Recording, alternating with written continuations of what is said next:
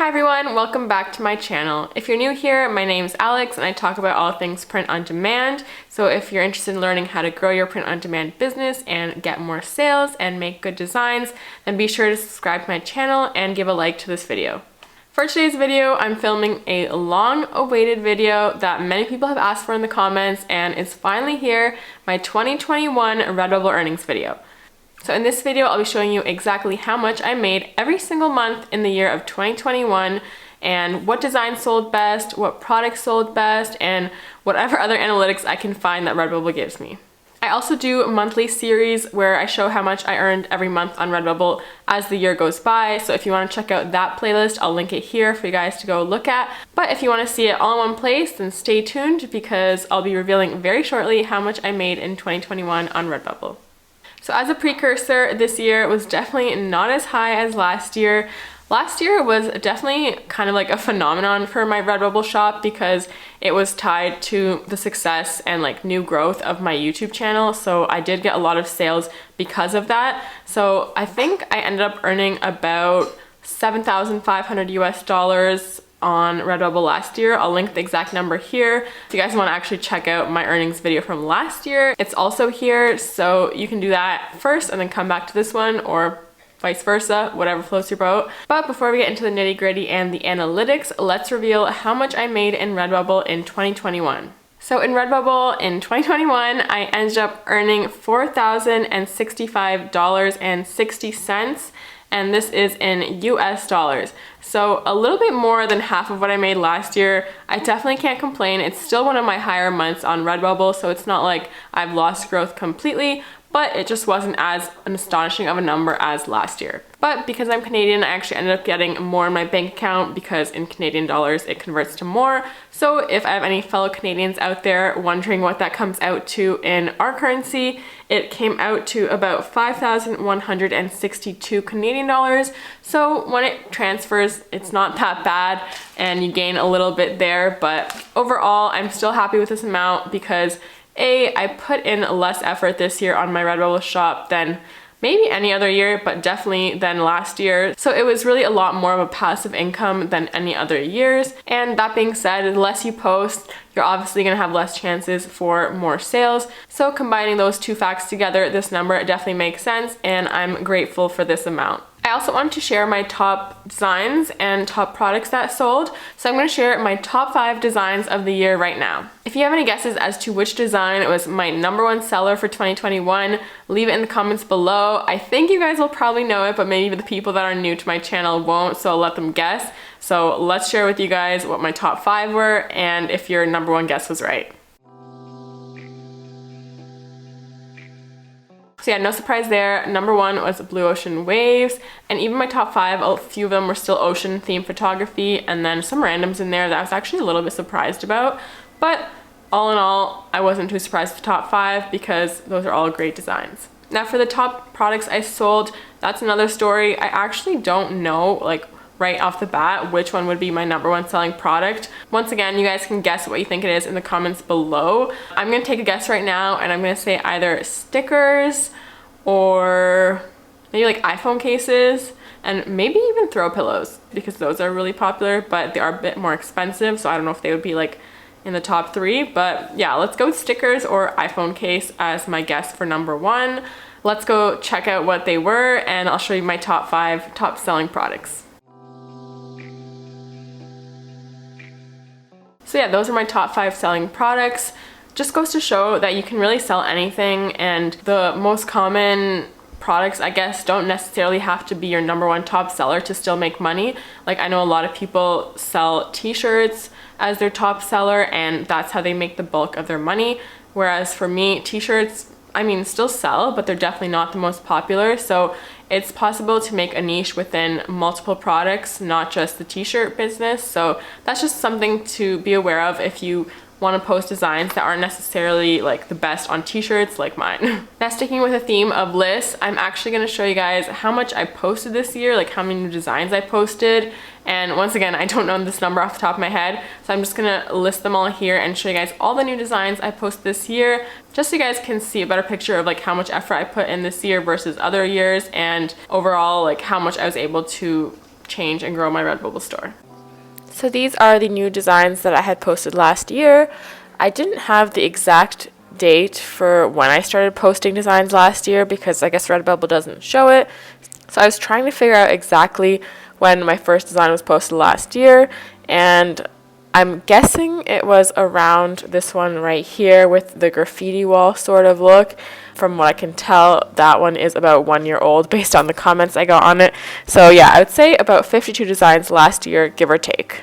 All right, so now that we did a little breakdown of all the top designs, items, and all those other things, I want to go into my actual Redbubble dashboard and show you some analytics about the year of 2021 on Redbubble. All right, so I'm on my laptop here, and in my dashboard, I have changed my insights to the last 12 months so I can see the best picture of what happened. And as you can see here, my earnings summary, it says about 3,600, but the reason that it's not accurate is because it's missing part of January's earnings from the previous year, since we're halfway into January now. So the real number is actually like what I said at the beginning, about 4,000 something. But it is interesting to see kind of the ups and downs that my store took throughout the months. So January I actually didn't start off too strong, and then February probably went up a little bit because of Valentine's Day. March dipped back down, April went up. I always start to see more sales towards the summer months. I don't know if it's because my designs are more summery and people are more inclined to buy them in the summer when the weather kind of matches them. But yeah, as you can see here, it starts going up. May, it went down a little bit, but still stayed up compared to the previous months. June and July were pretty low months for me.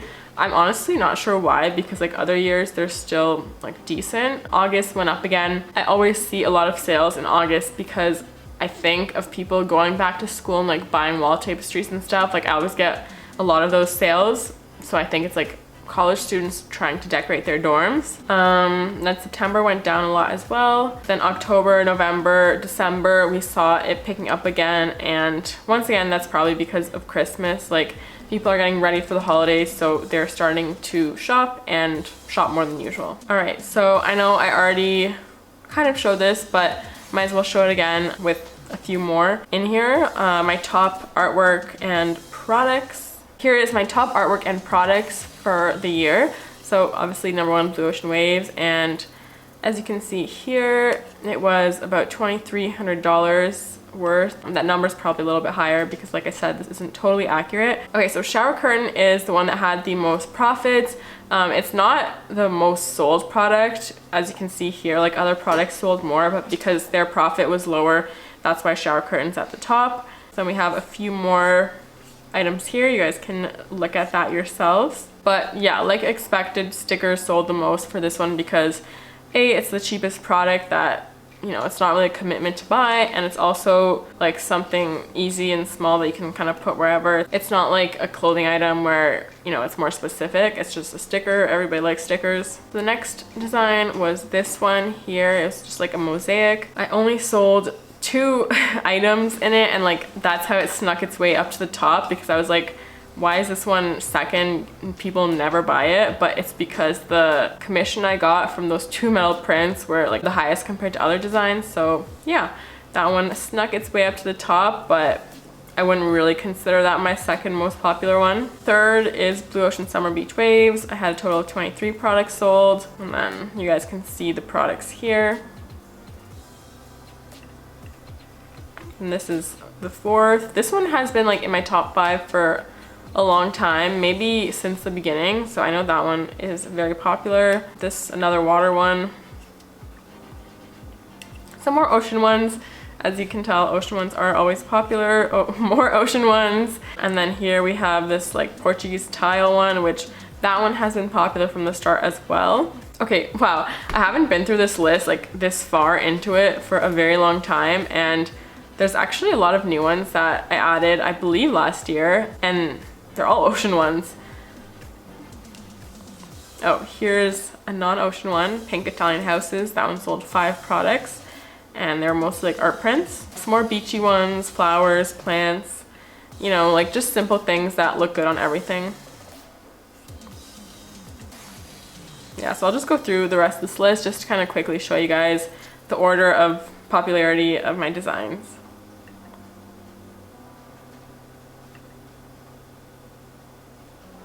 Oh, I'm actually surprised this one sold. I didn't even realize, but I love this design, but for some reason, like, it never really picked up.